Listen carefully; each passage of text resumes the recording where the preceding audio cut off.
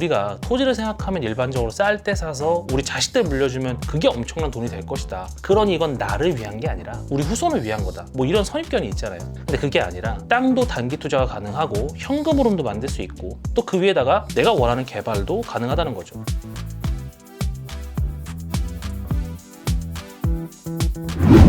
안녕하세요, 오분임장입니다. 오늘은 부동산의 정수, 바로 토지 투자에 대해서 얘기를 해볼까 하는데요. 여러분들도 아시겠지만 저희 오분임장은 부동산 투자 전문이고 입지 분석가입니다. 그래서 다들 저희가 토지는 전혀 모를 거라고 생각하셨죠? 틀리셨습니다. 저희는 토지에 대해서도 훤합니다. 그럼 지금부터 토지란 어떤 것인지, 왜 토지 투자를 해야 되는지, 그리고 어떤 점들을 유의해야 토지 투자에서 성공할 수 있는지 등을 모두 적나라하게 공개하겠습니다. 일단 여러분들이 토지보다 아파트에 익숙한 이유는 무엇인가요? 아파트는 여러분들이 직접 사는 집이기도 하고 무엇보다 친숙하시죠.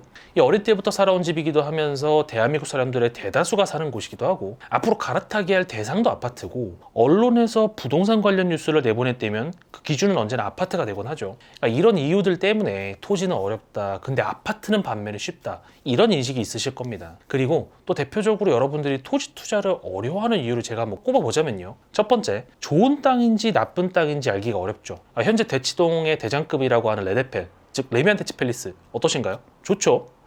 그러면은 테헤란로 한복판에 있는 빌딩은요? 좋죠. 그러면 화성시 양간면에 있는 땅은요? 모르시겠죠. 바로 이겁니다.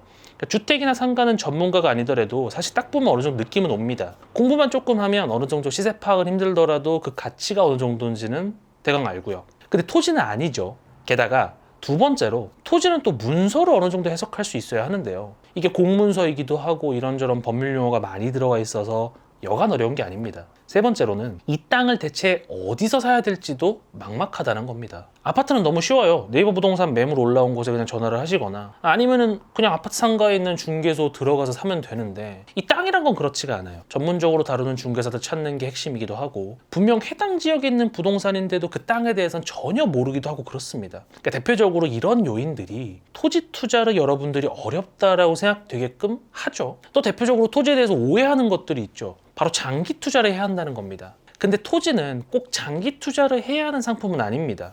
물론 모든 부동산은 장기로 가져갈수록 좋은 건 맞아요.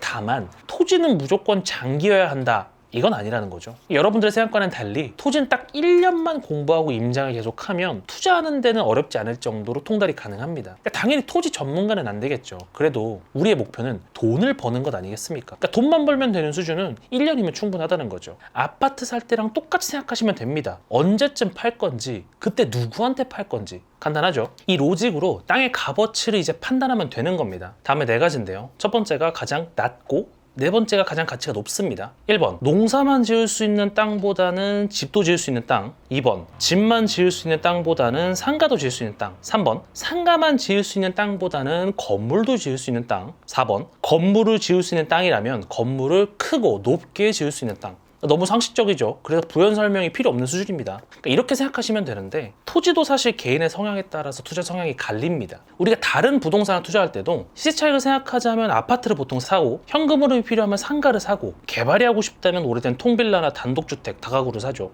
토지도 마찬가지입니다. 1번, 시세 차익형 투자가 가능해요. 그냥 빈 땅을 샀다가 개발 호재 등이 실현되는 시점에 파는 거죠. 2번, 수익형 투자도 가능합니다. 토지를 사고 그 위에 창고나 공장을 지은 다음 임차를 놓고 아니면 이미 건축물이 있는 토지를 사서 그걸 그대로 굴리면 되죠. 마지막 3번, 개발형도 가능합니다. 물론 이게 가장 난이도가 높죠. 공법적인 면이나 세금적인 부분, 그리고 직접 개발하는 거니까 다른 부동산에 대한 경험도 필요할 것이고요. 여튼 우리가 토지를 생각하면 일반적으로 쌀 때 사서 우리 자식들 물려주면 그게 엄청난 돈이 될 것이다.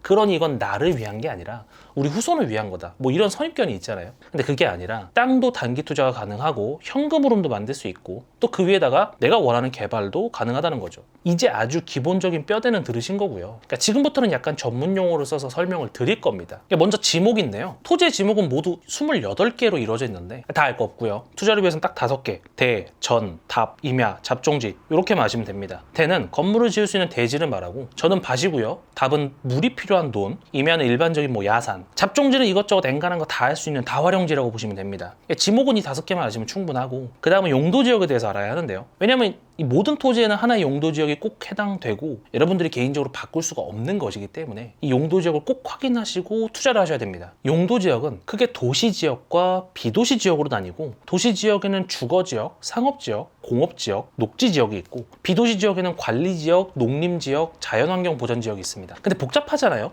돈 되는 투자용 지식만 딱 집어보면 도시 지역 중에선 녹지 지역을, 비도시 지역 중에선 관리 지역만 기억하시도록 하시죠. 그러니까 왜냐하면 이 두 개 지역이 결국 개발 가능성이 가장 높기 때문에 가치가 확 뛰는 지역들이기 때문이죠. 근데 용도 지역을 알아보는 것에서 끝이 아니라 이 용도 지구라는 걸 또 알아야 됩니다. 땅에는 방금 앞에서 본 하나의 용도 지역이 꼭 해당이 된다고 했는데, 이 용도 지역만으로는 사실 모든 땅에 대한 설명이나 개발이 어렵기 때문에 이 용도 지구라는 걸 또 적용해서 세부적인 규정을 하는 건데요. 뭐 이것저것 진짜 많은데 그냥 저희 오분임장 스타일대로 딱 돈 되는 것만 찝자면 취락지구와 개발진흥지구만 보시면 됩니다. 취락지구는 자연취락지구와 집단취락지구로 나뉘고, 개발진흥지구는 주거개발진흥지구 하나가 있는데요. 왜 이걸 봐야 되냐면 이 용도지구들이 건폐율이랑 용적률을 더 적용받기 때문에 같은 개발을 한다고 해도 더 높이, 더 많이 지을 수 있기 때문이죠. 이제 찐 마지막 용도 구역을 보셔야 하는데, 여기서는 딱 하나, 개발 제한 구역만 보시면 됩니다. 그러니까 보통 개발이 전혀 될 수가 없는 말도 안 되는 지역에 개발 제한 구역이 묶여 있으면 이건 좀 피하는 게 맞지만,